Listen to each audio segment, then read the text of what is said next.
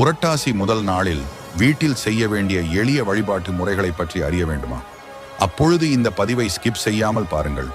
பெருமாளை வழிபடுவதற்கும் பெருமாளின் அருளை பரிபூரணமாக பெறுவதற்கும் ஏற்ற மாதமாக விளங்குவது புரட்டாசி மாதம். புரட்டாசியின் எந்த நாளில் பெருமாளை மனதார வழிபட்டாலும் அதற்கு முழுமையான பலன் நமக்கு கிடைக்கும்.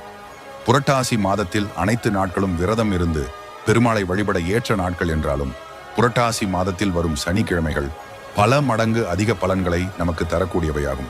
புரட்டாசி மாதம் முழுவதிலும் விரதம் இருந்து பெருமாளை வழிபட முடியாதவர்களும் கூட புரட்டாசி சனிக்கிழமைகளில் மட்டும் விரதம் இருந்தால் புரட்டாசி முழுவதும் விரதம் இருந்து வழிபட்ட பலனை பெற்றுவிட முடியும். புரட்டாசி மாதத்தின் முதல் நாளில் அதிகாலையில் எழுந்து குளித்துவிட்டு வீட்டில் உள்ள பெருமாள் படத்திற்கு துளசி மாலை சாற்றி நெய் தீபம் ஏற்றி வைத்து பெருமாளுக்குரிய நாமங்கள் மந்திரங்களை சொல்லி வழிபட வேண்டும். மந்திரங்கள் ஏதும் தெரியவில்லை என்கிறவர்கள் ஓம் நமோ நாராயணாய நமஹா என்ற